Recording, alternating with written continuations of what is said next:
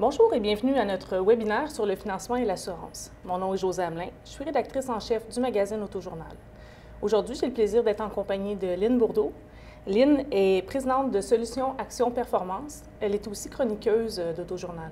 Bonjour. Bonjour Lynn, merci d'être là. Merci.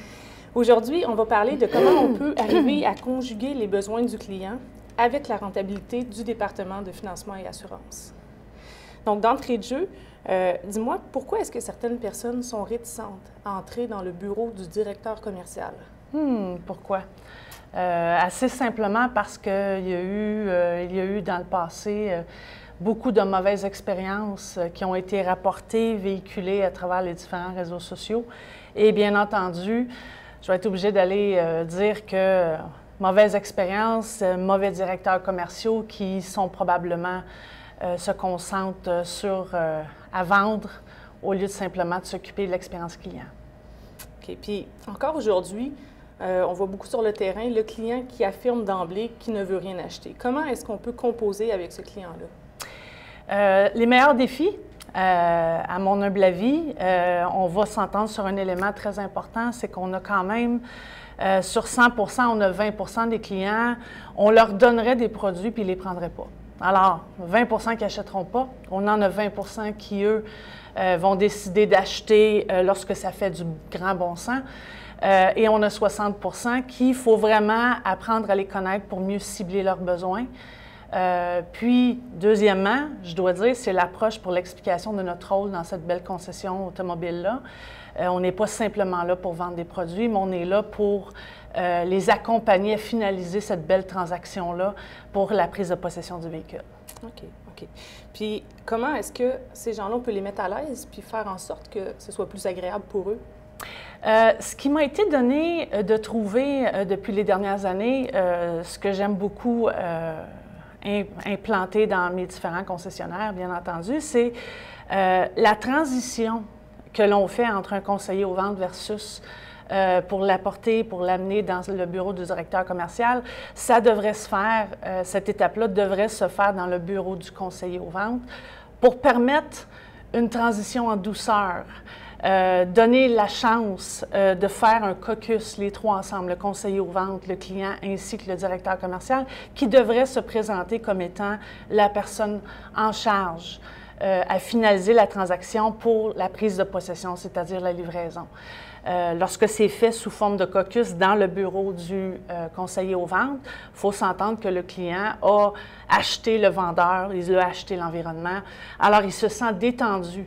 Cette étape-là, excusez-moi, pardon, consiste pour moi à se faire adopter. On donne un certain laps de temps au client pour dire finalement, ce sont les mêmes informations que j'ai partagées avec mon conseiller aux ventes. Lorsqu'on va demander éventuellement, dire « Suivez-moi, s'il vous plaît, mon cher monsieur », pour qu'on puisse poursuivre pour la portion un petit peu plus confidentielle, ça sera moins forcé à cette étape-là. Puis cette fameuse transition-là, ce transfert de la confiance, est-ce qu'il y a des phrases clés pour la favoriser? La dernière chose qu'il ne faut pas dire, c'est il va vous parler des garanties, des produits, il va vous aider à sauver de l'argent. Savez-vous quoi? Ça, c'est des phrases qui fonctionnaient il y a quelques années. Alors, la plus belle phrase ou la phrase la plus constructive qui m'a été donnée d'appliquer pour baisser la barricade de 20 pieds, on va se le dire comme il faut, je vais aller présenter votre dossier à mon directeur commercial, qui est la personne attitrée à finaliser la transaction pour la préparation de votre beau véhicule, pour vous livrer votre nouvelle acquisition. Alors, on ne parle pas de vente de produits, on parle simplement d'un passage obligé à titre de bureau légal de la concession. On se doit d'avoir la meilleure ouverture d'esprit qui va être aussi bonne pour le conseiller aux ventes que la concession en bout de ligne. Et évidemment, le client qui va avoir un véhicule pour les 4-5 prochaines années, qui va, à ce moment-là, il va désirer pouvoir avoir la meilleure tranquillité d'esprit à ce moment-là.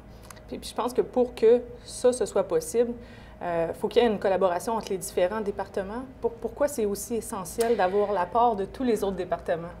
Ça ici, c'est probablement une culture d'entreprise. Là, je vais vraiment le mentionner de la façon la plus transparente que je connais. Un directeur commercial, c'est la pieuvre.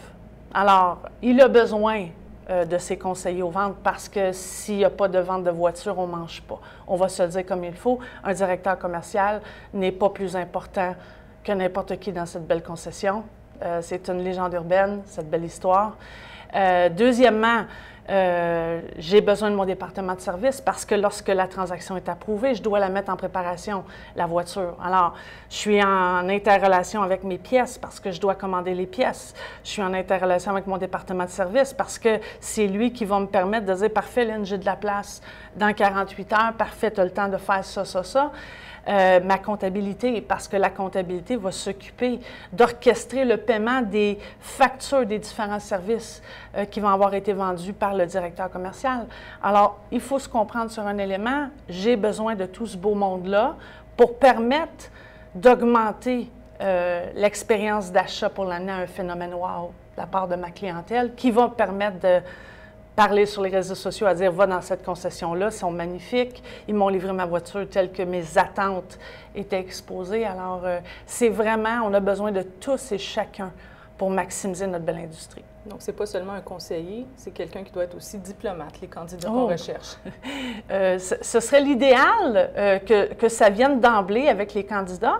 Notre belle industrie on a besoin de gens compétents, on a besoin des gens impliqués, on a besoin, dans tous les départements d'ailleurs, et non, c'est pas simplement un directeur commercial, mais la diplomatie, le désir de contribuer à cette expérience de magasinage-là qui va faire que mon client va dire « je ne peux pas me permettre d'aller acheter mon véhicule ailleurs après tout ce qu'ils ont fait ». C'est ce qu'on veut générer. Parfait. Maintenant, si on parle de l'importance de ne pas forcer la vente, comme on le faisait dans l'ancien temps, pourquoi est-ce que c'est si important de vendre au client seulement ce dont il a besoin? Il y a 25 ans, puis ça ne me rajeunit pas, lorsque j'ai débuté en 1993, on avait beaucoup moins accès à ces réseaux sociaux-là. On avait beaucoup moins de reportages exposés par le Marketplace, le JE, et tout ce que je peux rapporter d'expériences négatives. Alors, j'essayais une tactique, c'était mal employé, mal appliqué, mon client n'était pas content. Alors, c'était du bouche à oreille, qui est quand même assez dommageable, on va se le dire comme il faut. Par contre, mon client actuellement a besoin de quoi? Il a besoin d'être écouté, il a besoin d'être entendu. Alors, il faut que je m'arrête à mieux saisir, mieux cibler. Et ça ne se fait pas en 15 minutes. C'est en posant les bonnes questions. Puis on peut avoir 12 produits, 15 produits. Il y en a pour tous les goûts. Il y en a qui vont être plus axés sur des protections esthétiques, il y en a qui vont être plus axés sur une garantie pour la tranquillité d'esprit, pour être sûr de ne pas trop débourser d'argent. Alors, oui, on doit mieux questionner notre client pour mieux cibler, pour offrir ce qu'ils ont besoin, parce que lorsqu'ils sont contents, ils vont en parler. 4 personnes. Lorsqu'ils sont mécontents, imaginez-vous avec la fumée que ça va faire avec ça.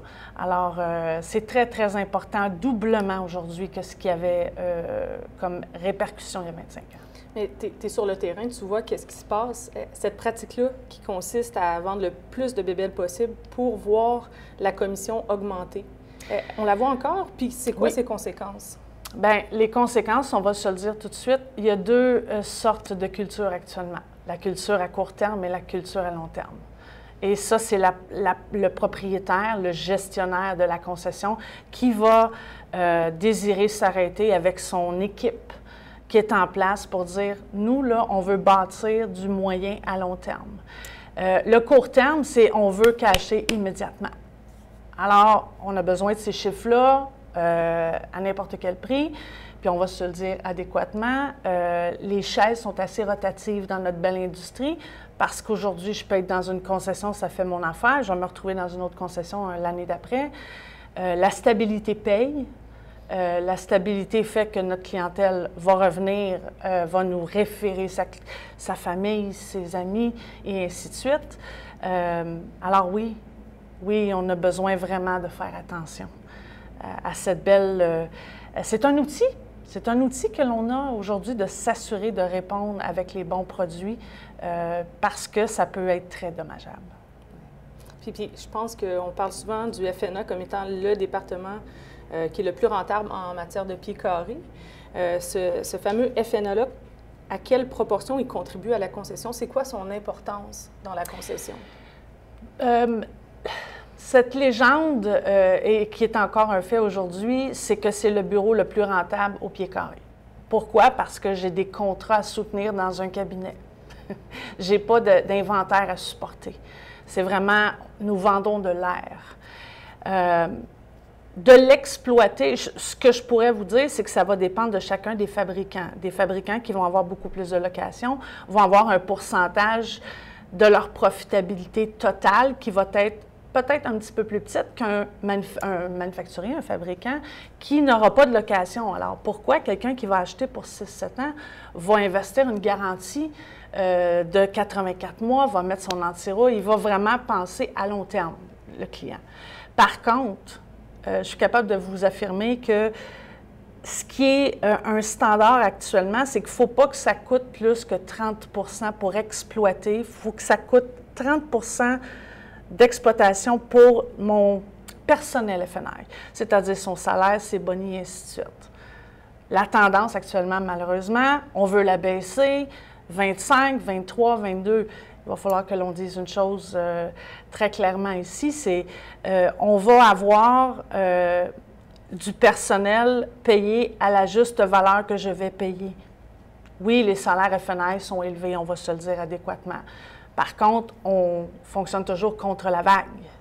Alors, le 30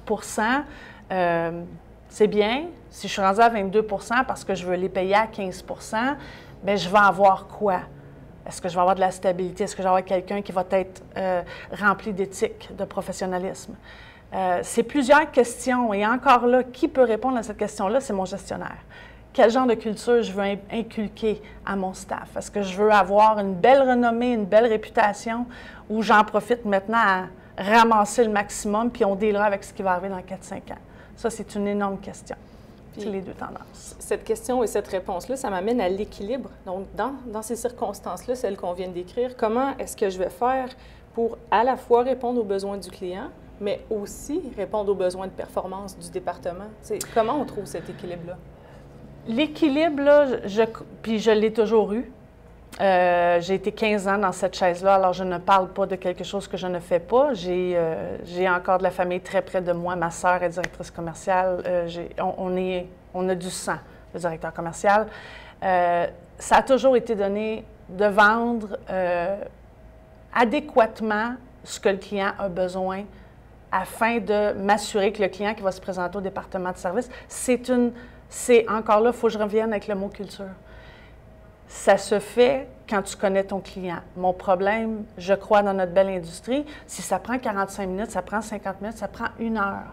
Si mon client a créé un rapport suffisamment intègre, je m'intéresse véritablement à mon client, je le connais, je connais ses besoins, je connais ses attentes de la transaction dans laquelle il a décidé d'embarquer pour la location de 48 mois, le financement 84 mois.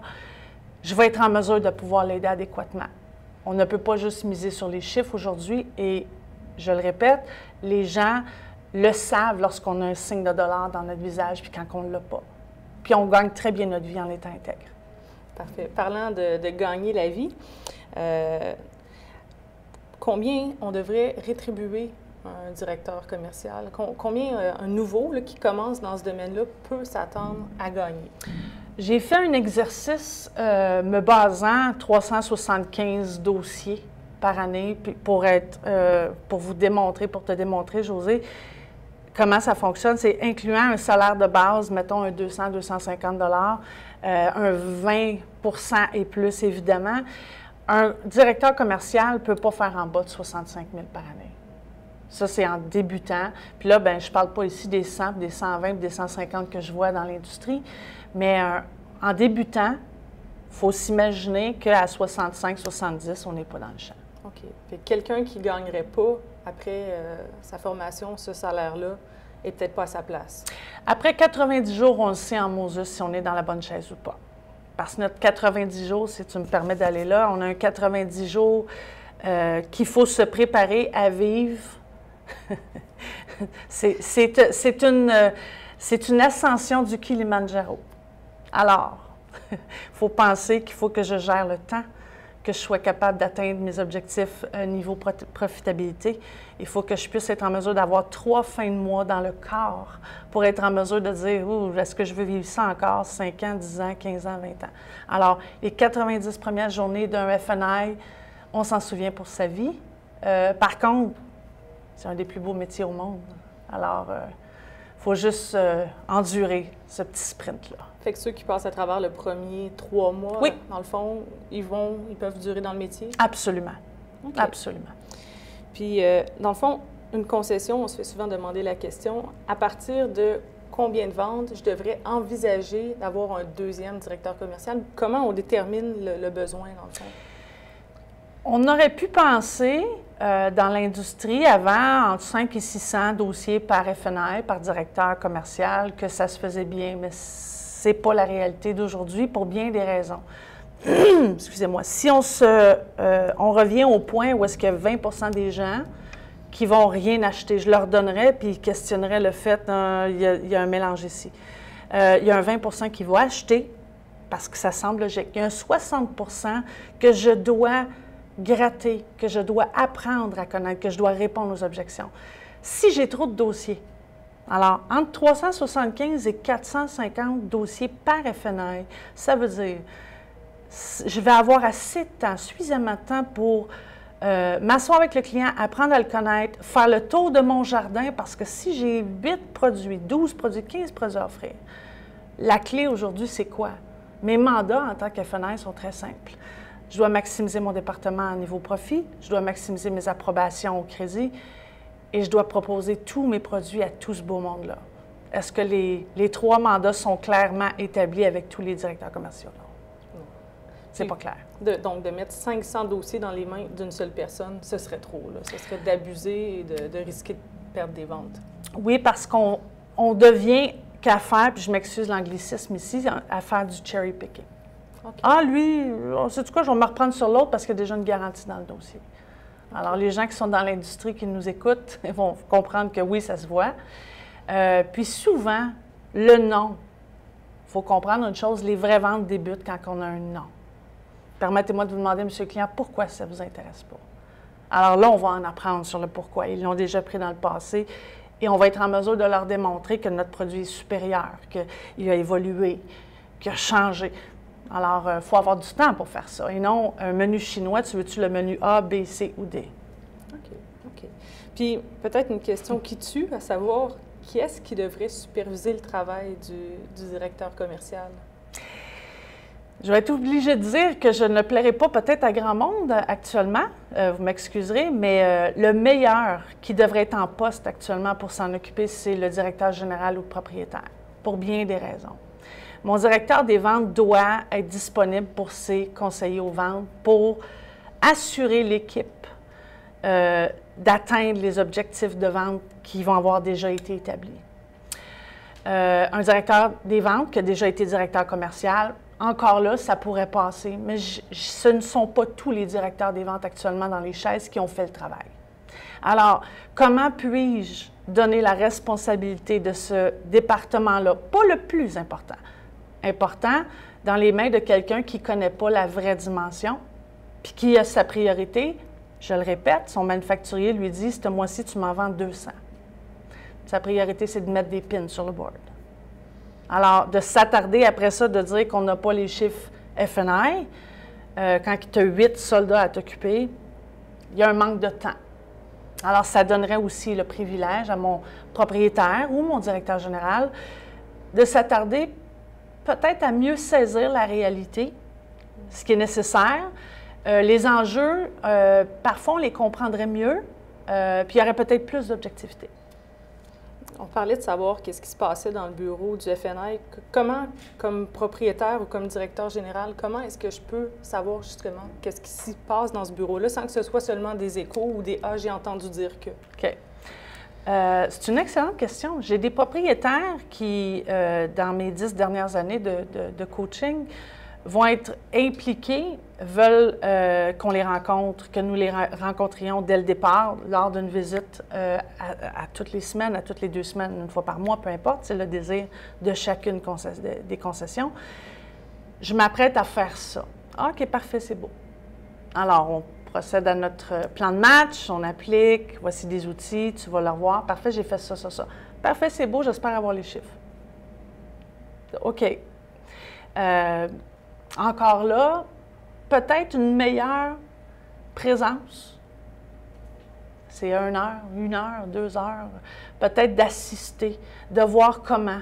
La compréhension des produits, c'est quoi les paramètres de ce qu'il faut qu'il soit fait, de ce qu'il ne faut pas qu'il soit fait vis-à-vis des obligations qu'on a envers l'Autorité des marchés financiers, que ce soit notre fabricant. Il y a plusieurs éléments qui, je crois, permettraient une meilleure compréhension. Et je répète, si c'est pour être le bureau le plus rentable au pied carré, peut-être de mieux saisir amènerait une meilleure rentabilité encore là parce que ça va avoir « je l'ai vu » au lieu de « j'ai entendu dire que ».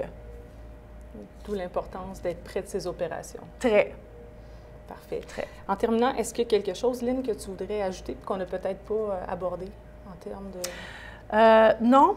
Vraiment, le seul message de la fin que j'aimerais vraiment qu'on saisisse, on a une super de belle industrie, elle est en santé, on a des véhicules électriques qui s'en viennent. On ne s'essouffle pas, c'est de plus en plus d'unités qui se vendent tous les ans. On a besoin des directeurs commerciaux de qualité, des gens dévoués à la tâche, mais on a besoin tout autant de tous les départements. Alors, investissons dans les gens dans lesquels qui vont rester en place à du long terme. C'est là que je pense qu'on va vraiment regagner une belle réputation à travers la clientèle. Bien, merci beaucoup pour ton temps. Merci. Moi, ce que je retiens, dans le fond, c'est qu'au niveau du département de FNA, il y a beaucoup de travail qui est en train de se faire. Il y a beaucoup de travail qui a été fait. Tout part de la culture d'entreprise, à savoir, est-ce qu'on veut une entreprise qui va durer longtemps, qui va aspirer à une certaine pérennité? Est-ce qu'on veut y mettre les ressources nécessaires ou si on veut faire du profit à court terme? Puis de ce que j'ai entendu, c'est peut-être pas l'avenue qu'il faudrait privilégier. Donc, merci beaucoup tout le monde d'avoir été avec nous. Si vous avez manqué des parties de notre webinaire, je vous invite à réécouter la rediffusion qui sera bientôt disponible sur autosphère.ca dans la rubrique événements. Merci. Merci.